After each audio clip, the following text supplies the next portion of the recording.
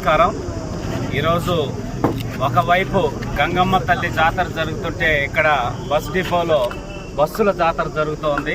చంద్రబాబు నాయుడు గారు ఆశీస్సులతోటి 15 ఆల్మోస్ట్ కొత్త బస్సులు ఈరోజు మనకి కుప్పం డిపోకి ఇవ్వటం జరిగింది.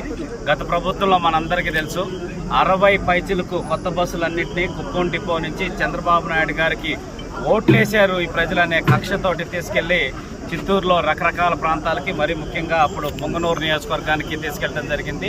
మళ్ళీ చంద్రబాబు నాయుడు గారు ముఖ్యమంత్రి అయిన వెంటనే ఇప్పటికీ రమారమి 20 పైచిలకు కొత్త బస్సులు, మళ్ళీ ఇంకా ఇప్పుడు 15 పైచిలకు బస్సులు యాడ్ చేశారు.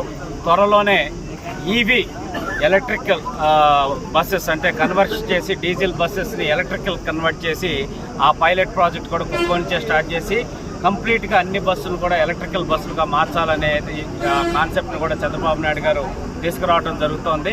కాబట్టి అందరికీ నేను ఒకటే విజ్ఞప్తి చేస్తున్నా, చంద్రబాబు నాయుడు గారు అంటే కుప్పం అంటే చంద్రబాబు నాయుడు గారు అని 8 సార్లుగా ఆయన ఏ విధంగా మీరందరూ గుండెల్లో పెట్టుకొని అభిమానిస్తున్నారో వాళ్ళకి ఏం చేయాలనేది ఆయన తపన పడుతూ ఉన్నారు.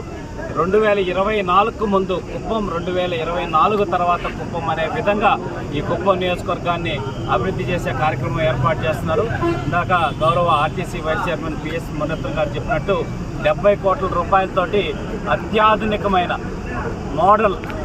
మోడర్న్ అండ్ భారతదేశంలోనే ఒక మోడల్ బస్ స్టేషన్ కింద దీన్ని తీర్చిదిద్దాలని ఆల్రెడీ సర్వానా గ్రూప్ తోటి ఈ కుప్పం నియోజకవర్గం యొక్క బస్ స్టాండ్ని ఏర్పాటు చేసే విధంగా చంద్రబాబు నాయుడు గారు చర్యలు తీసుకుంటున్నారు.